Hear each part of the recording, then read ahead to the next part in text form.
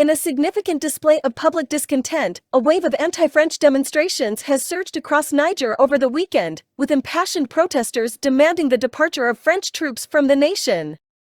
The rallies, which saw tens of thousands of demonstrators congregating near the French military base in Niamey, were organized in response to calls from organizations supporting Niger's new ruling authorities.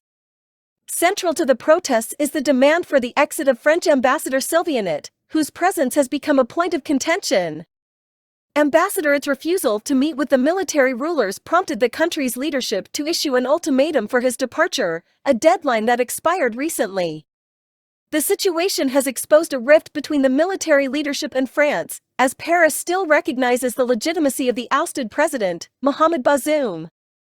Niger, being a former French colony, has witnessed a growing tide of anti-French sentiments among its citizens. Supporters of the recent coup leaders have voiced their determination to persist until all French troops have left the country. These sentiments recently boiled over when protesters attacked the French embassy in the capital city.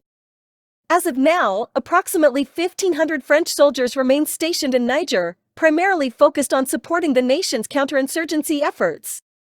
The deployment was in place even before the coup that took place on July 26. Demonstrators have rallied under the banner of reclaiming national sovereignty, firmly demanding an end to foreign military presence within their borders. The voices of these protesters are a vivid reflection of their discontent and desire for autonomy.